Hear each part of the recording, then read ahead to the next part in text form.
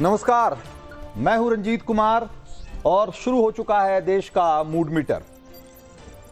तो आज देश का मूड मीटर की पहली स्टोरी में आपको दिखाएंगे कि घुसपैठ के मुद्दे पर मचे घमासान के बीच वो प्रधानमंत्री मोदी का बांसवाड़ा वाला बयान क्यों चर्चा में है, ये आज आपको दिखाएंगे और ये भी बताएंगे कि वोट बैंक की पॉलिटिक्स के चक्कर में कौन कौन से नेता आपके हक के पर जो डाका डालने वाले लोग हैं उनके साथ समझौता कर रहे हैं। और देश का मूड मीटर की दूसरी स्टोरी में आपको बताएंगे कि दिल्ली की जामिया मिलिया इस्लामिया यूनिवर्सिटी में गैर मुसलमानों के साथ भेदभाव को लेकर कौन सा हैरान कर देने वाला खुलासा सामने आया है और दिखाएंगे कि इस दावे की सच्चाई क्या है कि जो मुस्लिम नहीं है, जो मुसलमान नहीं है, वो जामिया में सेफ नहीं है।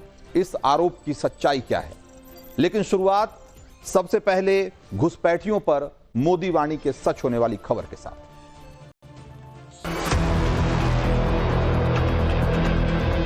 जैसे सरकार बनेगी 1 दिसंबर से गैस सिलेंडर का कीमत सिर्फ 450 रुपए। ना उसमें हिंदू देखा जाएगा, ना मुसलमान देखा जाएगा, ना घुसपैठिए देखा जाएगा।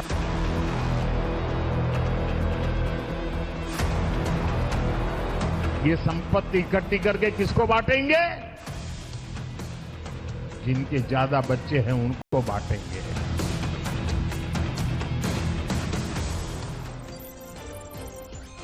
तो झारखंड में कांग्रेस के प्रभारी गुलाम अहमद मीर के बयान पर हंगामा मचा हुआ है और मीर ने झारखंड की सत्ता में फिर आने पर घुसपैठियों को भी 450 रुपए में सिलेंडर देने का वादा किया था। मंच से वादा किया था, सबके सामने वादा किया, कैमरे के सामने वादा किया।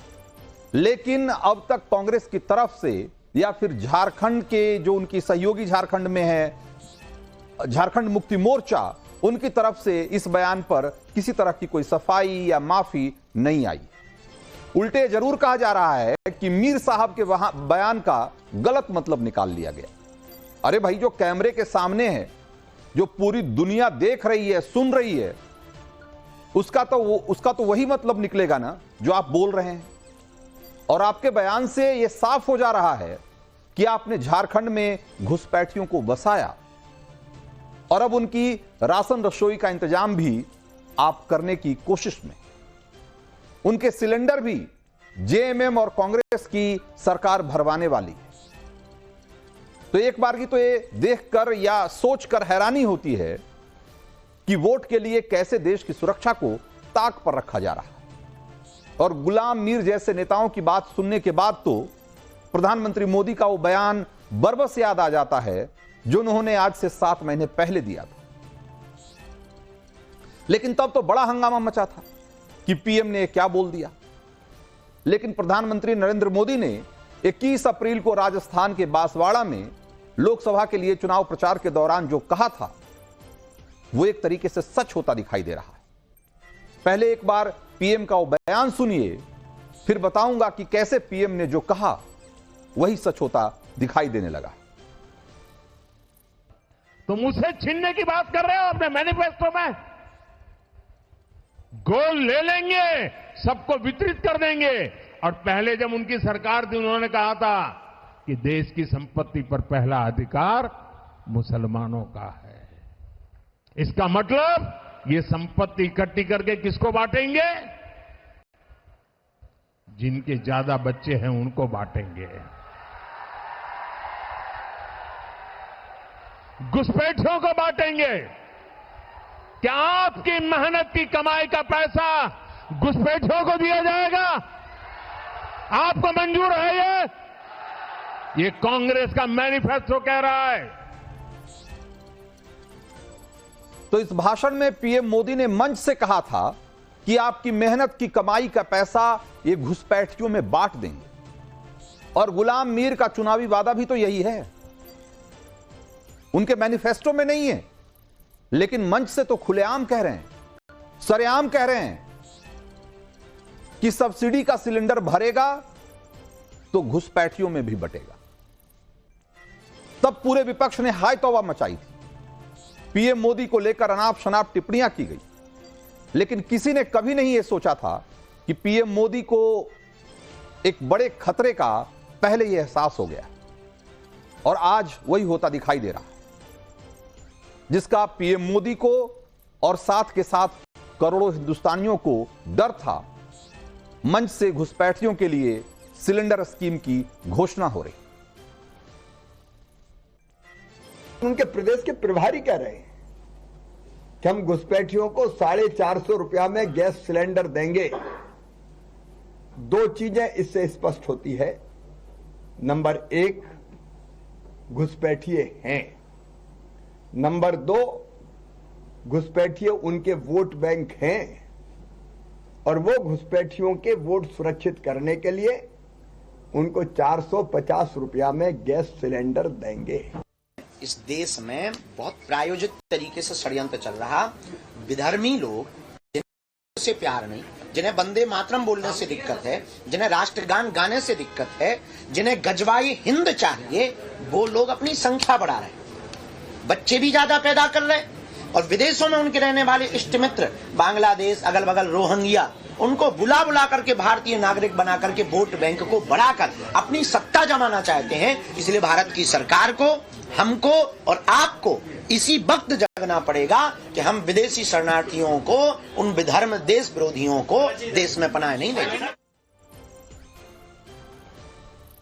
तो घुसपैठियों के साथ कुछ नेताओं की हमदर्दी देश के लिए बड़ी सिरदर्दी बनती जा रही। सिर्फ झारखंड ही नहीं, बंगाल से लेकर महाराष्ट्र तक में घुसपैठियों ने अपना ठिकाना बनाया हुआ और वोट बैंक के लिए कुछ नेता उनके लिए स्कीमें निकाल रहे हैं। लेकिन जरा इस पर भी गौर कर लीजिए कि घुसपैठियों को सिलेंडर बांटने के लिए पैसे कहां से आएंगे, वो पैसा किसका होगा। पीएम मोदी कहते थे या उन्होंने अपनी चुनावी रैलियों में कहा कि वो आपका संसाधन, आपसे धन छीनकर घुसपैठियों में बांट देंगे। तो क्या उन्होंने गलत कहा? क्या वही होता हुआ नहीं दिखाई दे रहा है? जो सब्सिडी का सिलेंडर है वो कहां से भरेगा, वो किसका पैसा होगा? वो हमारा आपका ही तो पैसा है, वो टैक्स पेयर का ही तो पैसा है, देश के लोगों का ही पैसा तो है जिससे सब्सिडी का सिलेंडर भरा जाता है। कुछ लोगों को सब्सिडी मिलती है और जैसा कि पीएम ने आगाह किया था कि उसे घुसपैठियों में बांटने की तैयारी चल रही। पीएम मोदी बगैर किसी कंफ्यूजन के घुसपैठियों के खिलाफ बोलते हैं, विपक्ष की वोट बैंक वाली पॉलिटिक्स को बेनकाब करते हैं और यही बात विपक्षियों को चुभती है। उन मौलानाओं को भी बुरा लगता है जो रात दिन मोदी के नाम पर छाती पीटते रहते हैं। महाराष्ट्र सज्जाद नोमानी ये कह रहे हैं कि अगर बीजेपी को वोट दिया तो उसका हुक्का पानी बंद कर दिया जाना चाहिए। In the best interest of our country, better future, and most importantly, to safeguard the constitution of our country, we are hereby suggesting the list of candidates we shall be supporting in upcoming Vidhan Sabha elections 2024. After extensive research, ground survey, and in-depth analysis, we have decided to support the candidates of Maha Vikas Aghadi on 269 constituencies.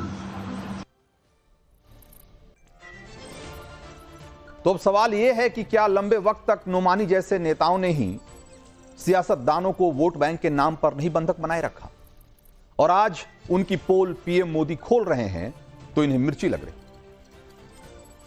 बहरहाल आगे बढ़ते हैं और रुख करते हैं जामिया में गैर मुस्लिमों के साथ भेदभाव को लेकर एक बड़े खुलासे।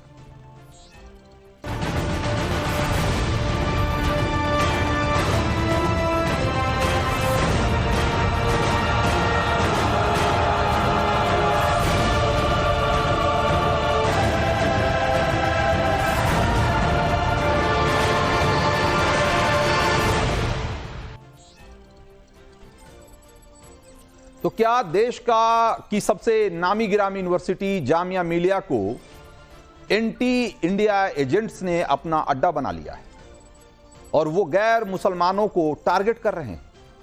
क्या देश की प्रतिष्ठित यूनिवर्सिटी जामिया मिलिया इस्लामिया में जहर बोया जा रहा है? यह सवाल एक रिपोर्ट के जरिए एक बड़े खुलासे की वजह से उठ रहे हैं और ये एक्सप्लोसिव खुलासा आपको चौंका देगा, हैरान कर देगा कि आखिर कैसे एक यूनिवर्सिटी में धर्मांतरण का एक बड़ा रैकेट चल रहा है, कैसे गैर हिंदुओं, आदिवासियों और दलितों को टारगेट किया जा रहा है। इन सब का खुलासा फैक्ट फाइंडिंग कमेटी की एक रिपोर्ट में किया गया है, जिसे कॉल फॉर जस्टिस नाम की एक संस्था ने, एक एनजीओ ने बनाया था। और उनकी जांच में जो बात खुलकर सामने आई है वो बहुत ही गंभीर है। टाइम्स नाउ नवभारत के पास 64 पन्नों की एक रिपोर्ट मौजूद है और ये उसी रिपोर्ट की कॉपी है और उसके कुछ पन्ने हैं जो इस वक्त मेरे हाथ में है। और इस रिपोर्ट में एक दो लोग नहीं बल्कि 27 लोगों की गवाही दर्ज है, जिनके साथ जामिया में सिर्फ इसलिए भेदभाव किया गया, सिर्फ इसलिए उनको टारगेट किया गया क्योंकि वो हिंदू हैं। आपको हम बताएंगे कि कैसे प्रोफेसर, फैकल्टी, छात्र, यहां तक कि कर्मचारियों को भी बख्शा नहीं गया, कैसे उन्हें हर पल प्रताड़ित होना पड़ा, उन पर दबाव बनाया गया, उन्हें अपना धर्म बदलने के लिए बहुत सारे लोगों को मजबूर किया गया और इस मजबूरी में कई लोगों ने अपना धर्म बदला भी। और जिन्होंने नहीं बदला उनके साथ क्या क्या हुआ, कैसे कैसे उन्हें प्रताड़ित किया गया, इस रिपोर्ट में उन 27 लोगों ने उसका पूरा सिलसिलेवार ब्यौरा दिया है, अपना दर्द बयां किया है। इसमें 7 प्रोफेसर हैं, फैकल्टी मेंबर हैं, 6 नॉन टीचिंग मेंबर हैं, जिसमें पीएचडी स्कॉलर और कई पूर्व छात्र भी शामिल हैं, 7 जामिया के पूर्व छात्र हैं और 7 यूनिवर्सिटी के कर्मचारी हैं, जिसमें एक गार्ड भी शामिल है। इस रिपोर्ट में जो कहा गया है आपको अंदर तक झकझोर देगा। आप यकीन नहीं कर पाएंगे कि देश की राजधानी के अंदर एक बड़ी सो कॉल्ड प्रतिष्ठित यूनिवर्सिटी में यह सब खुलेआम हो रहा है। और यह सब कोई नया नहीं है बल्कि सालों से चल रहा है। इस तरह के आरोप कोई नए नहीं लगे हैं, कई सालों से लग रहे हैं, लेकिन सबकी अनदेखी की जाती रही, सब पर पर्दा डाला जाता रहा, सब पर चुप्पी साधा जाता रहा। आप इस सोचने को मजबूर हो जाएंगे कि आखिर इस तरह के प्रपंच में फंसकर कितने हिंदुओं ने अपना धर्म बदला होगा, कितने लोगों को किस किस तरह की प्रताड़ना से गुजरना पड़ा होगा। यह तो बस कुछ लोगों के टेस्टिमनी है, ये तो कुछ लोगों के बयान हैं जिन्होंने जामिया प्रशासन के प्रताड़ना के खिलाफ मुंह खोलने की हिम्मत दिखाई। बहुत सारे लोगों ने इसे खामोशी से सह लिया होगा या उनके दबाव के आगे झुक गए होंगे, उन्होंने अपना धर्म बदल लिया होगा और आज भी चुप होंगे। हम आपको आज एक एक करके जामिया के professor, students, non teaching staff और पूर्व छात्रों की गवाही दिखाते हैं और आप इसी से आप समझ पाएंगे कि कैसे गैर मुसलमानों के लिए जामिया में काम करना, पढ़ाई करना एक बहुत बड़ी चुनौती है। और पहली गवाही इस मामले में जिस व्यक्ति ने दी है वो एक महिला असिस्टेंट प्रोफेसर है, महिला असिस्टेंट प्रोफेसर जामिया यूनिवर्सिटी में। और उसने क्या कहा है अपने बयान में, जरा एक बार सुनिए और गौर से सुनिए। उसकी कहानी जरा सुनेंगे आप, फिर आप समझ पाएंगे कि जामिया में खास करके महिला प्रोफेसर के लिए काम करना कितना मुश्किल है अगर आप मुसलमान नहीं हैं तो। इस प्रोफेसर का, इस असिस्टेंट प्रोफेसर का दावा है कि जैसे ही उन्होंने वहां नौकरी ज्वाइन की, उसके तुरंत बाद से उनके आसपास के लोग उन्हें अपना धर्म बदलने के लिए दबाव बनाना उन्होंने शुरू कर दिया। चूंकि उस समय वो शादीशुदा नहीं थी, इसलिए उन पर इस बात का लगातार दबाव बनाया जा रहा था कि किसी मुसलमान से शादी कर लो। लेकिन उन्होंने जब उनकी बात नहीं मानी और ये बात धीरे धीरे बाकी सारे स्टाफ को पता लग गई कि वो इस्लाम धर्म नहीं अपनाएंगी, तो उनको प्रताड़ित करने का सिलसिला शुरू हो गया और वो सिलसिला कई रूपों में होता रहा।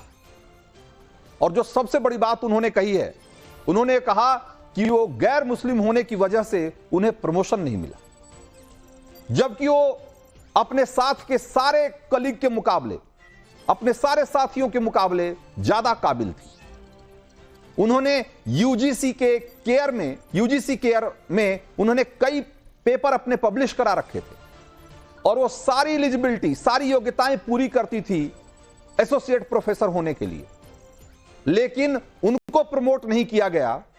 और जो लोग उनसे जूनियर थे, जिन्होंने उनके बाद नौकरी शुरू की थी, जो उनके बाद असिस्टेंट प्रोफेसर बने थे, उनको एसोसिएट प्रोफेसर बना दिया, जबकि उन्होंने यूजीसी केयर में एक भी पेपर पब्लिश नहीं करवाया था उन्होंने।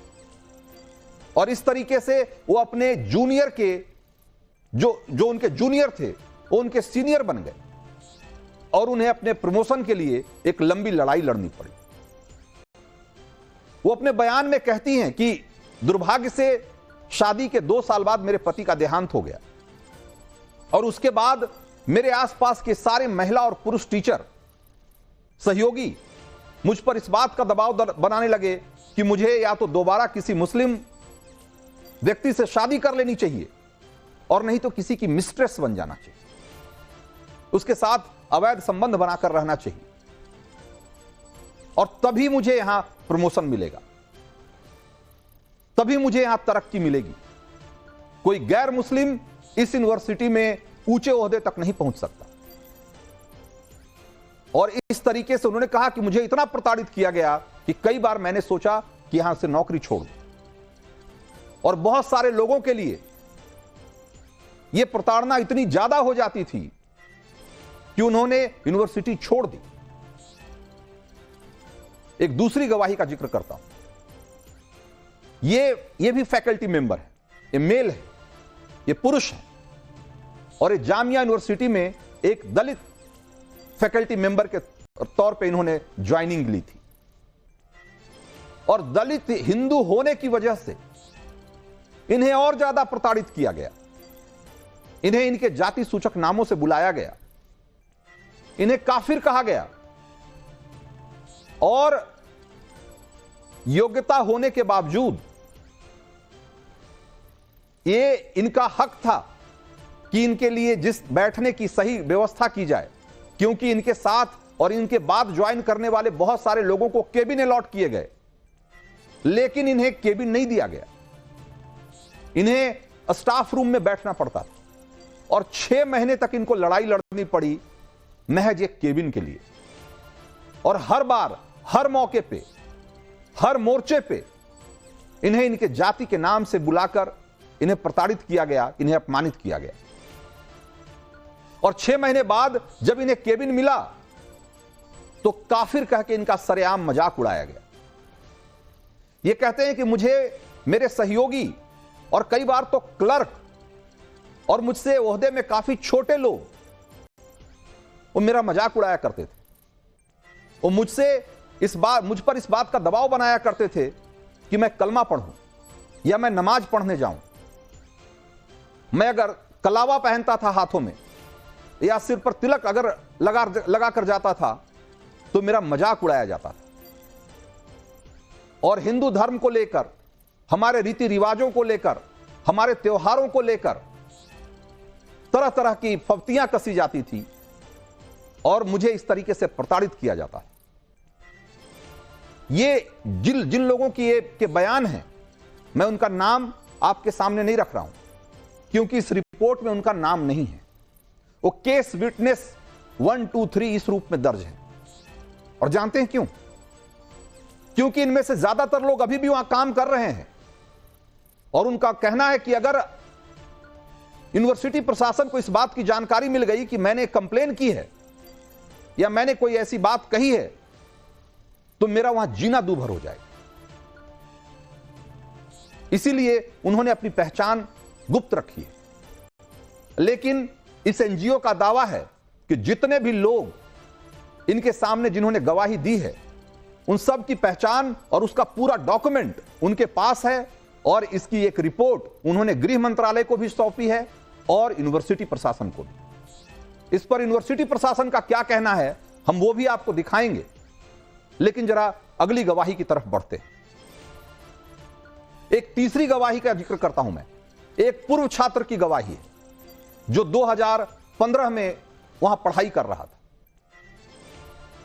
और उसका यह आरोप है कि उसे सिर्फ इस बात के लिए यूनिवर्सिटी में लंबे समय तक प्रताड़ित किया गया क्योंकि एक बार उसने पीएम मोदी का एक पोस्ट सोशल मीडिया पर शेयर कर दिया था, और इसके बाद जैसे वो पूरे यूनिवर्सिटी के निशाने पे आ गया, सिर्फ अपने साथी छात्रों के नहीं बल्कि पूरे यूनिवर्सिटी प्रशासन के निशाने पे आ गया। दिवाली और होली मनाने पर छात्रों को पीटा जाता था वहां,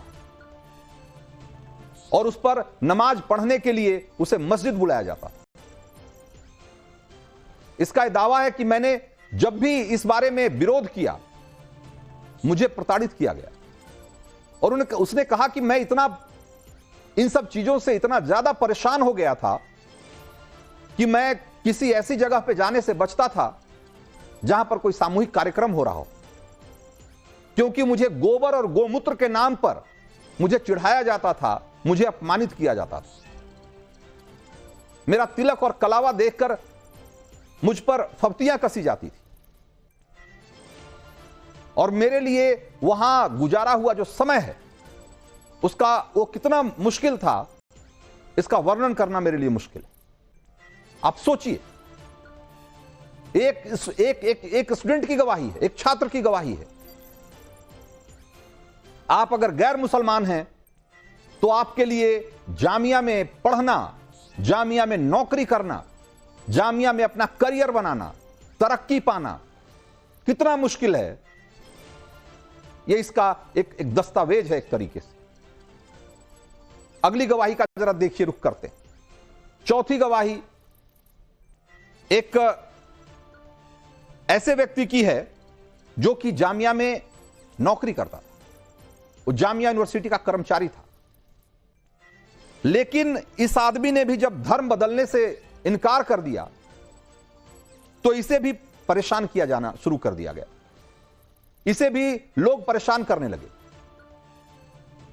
बहुत सारे लोग जो गवाही जिनकी दर्ज है उसमें से बहुत सारे लोगों का यह कहना है कि आप जिस दिन जामिया यूनिवर्सिटी में ज्वाइनिंग करते हैं और अगर आप गैर मुस्लिम हैं, उसके कुछ दिन बाद ही आपके पास कई लोग इस्लाम धर्म की अलग अलग किताबें लेकर आने लगते हैं, आपको किताबें पढ़ने के लिए देते हैं, और वो कहते हैं कि आप इस पर मुझसे बहस करें, इस पर मुझसे चर्चा करें, और अगर आप ऐसा करने से इनकार कर देते हैं तो आपको निशाना बनाना शुरू कर दिया जाता है, आपको टारगेट करना शुरू कर दिया जाता है।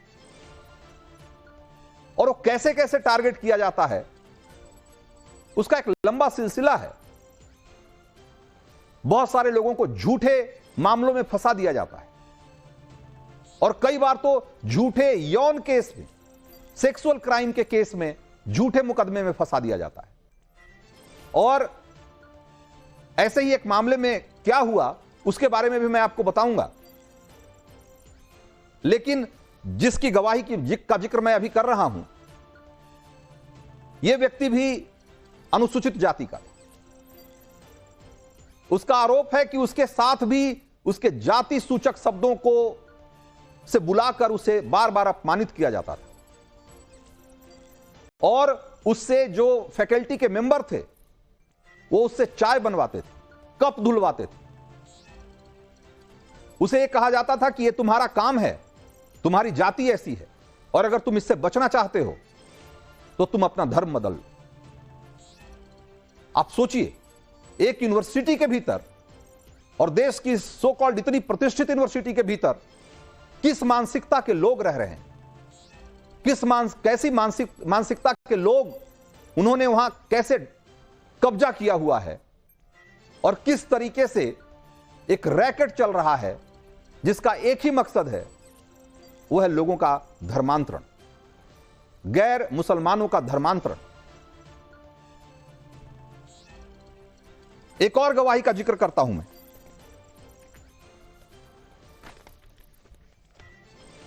यह गवाही एक किसी गैर मुसलमान की नहीं है, यह एक मुस्लिम कर्मचारी की गवाही है।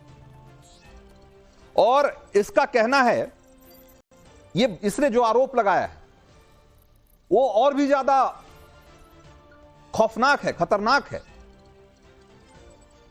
और ये क्या कह रहा है, जरा एक बार आप सुनिए।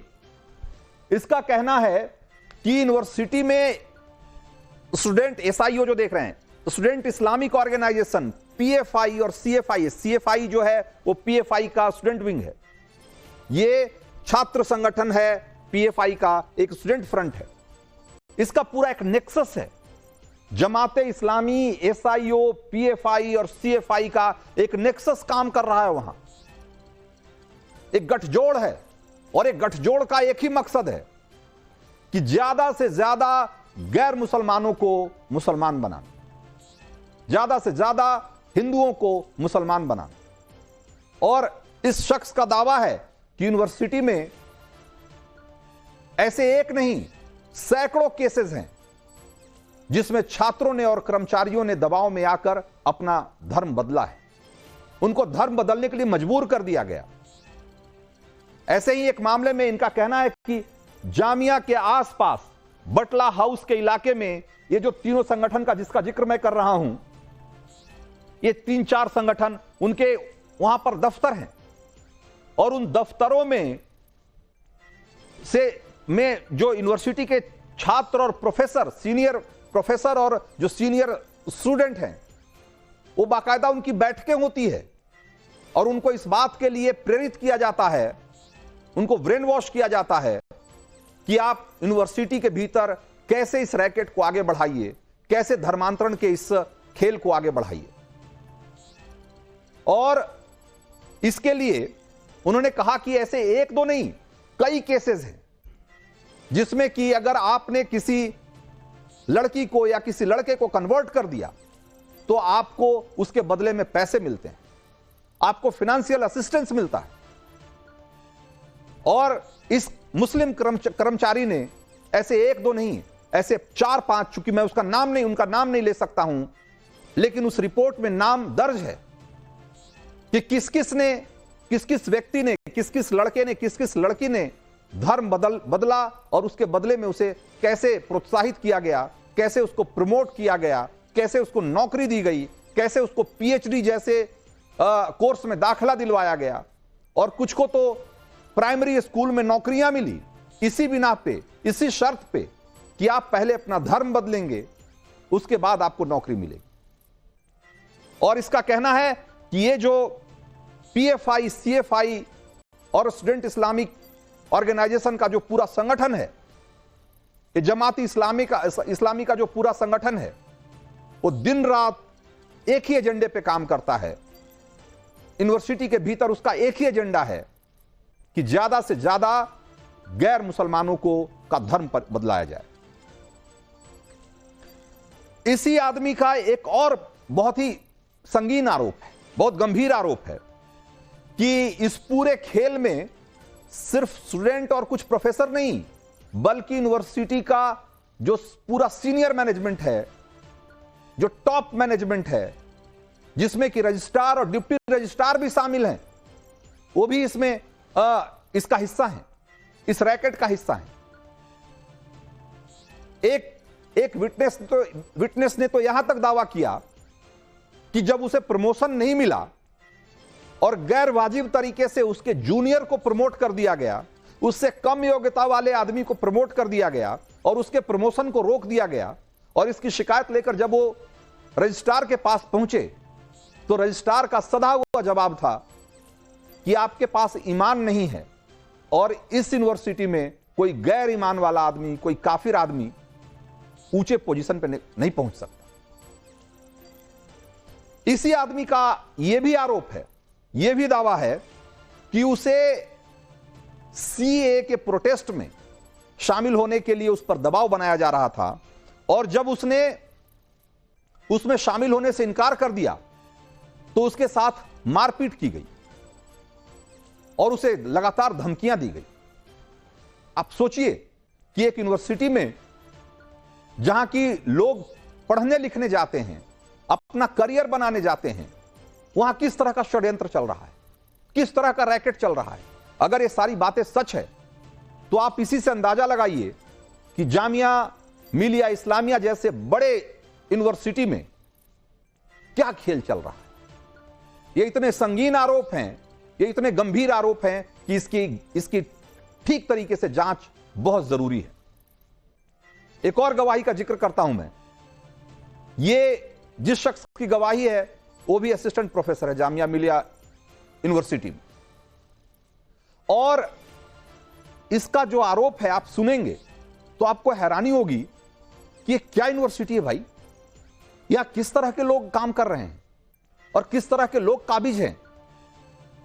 इस प्रोफेसर को लगातार टारगेट इसलिए किया गया क्योंकि इसने कम्युनिटी रेडियो, जो यूनिवर्सिटी का कम्युनिटी रेडियो है, छोटा सा रेडियो स्टेशन होता है जो कि एक बहुत सीमित दायरे में प्रोग्राम पेश करता है, तो उस कम्युनिटी रेडियो पर एक बार इसने राष्ट्रीय गीत वंदे मातरम बजा दिया और उसके बाद यह पूरे यूनिवर्सिटी प्रशासन के निशाने पे आ गया।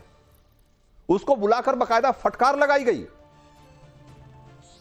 कम्युनिटी रेडियो के डायरेक्टर ने उसे बुलाया और कहा कि तुम्हारी हिम्मत कैसे हुई वंदे मातरम बजाने की। आप सोचिए जरा, यह आदमी योग्य होने के बावजूद इस घटना के बाद इसे विभाग में हर बार प्रताड़ित किया गया, इसे प्रमोट नहीं किया गया और इसके लिए वहां जीना दूभर हो गया। एक और गवाही है जो पूर्व छात्र की है। यह कहता है कि वहां तबलीगी जमात के लोग यूनिवर्सिटी में काबिज हैं और तबलीगियों का सिर्फ एक मकसद है कि वो कैसे गैर मुसलमानों को उनको कन्वर्ट कराएं, और ये तबलीगी जमात के लोग हॉस्टल के छात्रों से मिलते हैं, वहां जाकर तकरीरें करते हैं हॉस्टल में और वो हिंदुओं के खिलाफ उन्हें भड़काते हैं। उन्हें इस बात के लिए प्रेरित करते हैं कि उन्हें ज्यादा से ज्यादा संख्या में उन्हें कन्वर्ट करवाओ। इसी ढंग से एक और गवाही है, ये असिस्टेंट प्रोफेसर है जामिया मिलिया यूनिवर्सिटी में।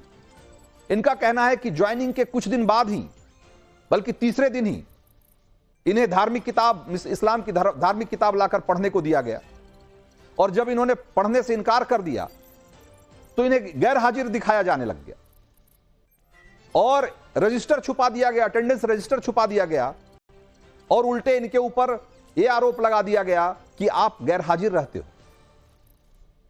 जब इन्होंने इसकी शिकायत रजिस्ट्रार से की तो उन्होंने कहा कि तुम्हारे में ईमान नहीं है, इसलिए तुम्हारे साथ ऐसा हो रहा है। इन्होंने कहा कि मुझे प्रमोशन नहीं मिला, तो उन्होंने कहा कि गैर ईमान वालों को यहां प्रमोशन पाना उनके लिए बहुत मुश्किल है। ये सोचिए, रजिस्ट्रार पर आरोप लग रहा है। तो जामिया पर जिस तरह के आरोप लगे हैं उसको लेकर हमने यूनिवर्सिटी के वाइस चांसलर के जो ओएसडी हैं डॉक्टर सत्यप्रकाश, उनसे हमने बातचीत की और हमने जानने की कोशिश की कि इतने जो संगीन आरोप, इतने जो गंभीर आरोप यूनिवर्सिटी पर लग रहे हैं उसके बारे में उनका क्या कहना है। क्या कहा उन्होंने, एक बार आपको सुनवाते हैं। और उन्होंने ये बात एक तरीके से स्वीकार की कि यूनिवर्सिटी में इस तरह की शिकायतें आती रही हैं और पिछले 10-11 साल या यूं कहें कि 8-9 साल के बीच इस तरह की कई शिकायतें आई हैं। उन्होंने माना कि यह बहुत ही गंभीर है और बहुत दुर्भाग्यपूर्ण है, लेकिन मौजूदा प्रशासन इसको लेकर संजीदा है और इस तरह का कोई भी अगर कंप्लेन हमारे सामने आएगा तो हम उस पर कार्रवाई करेंगे। एक बार जरा सुनिए उनको।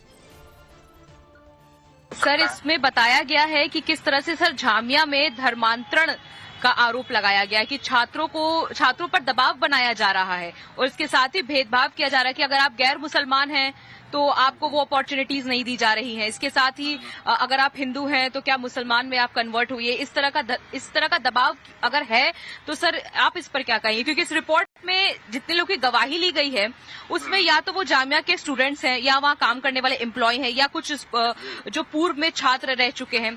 और ऐसा नहीं है, अभी कुछ रोज पहले भी इस तरह के आरोप लगाने वाली एक छात्र ने FIR भी दर्ज कराया है।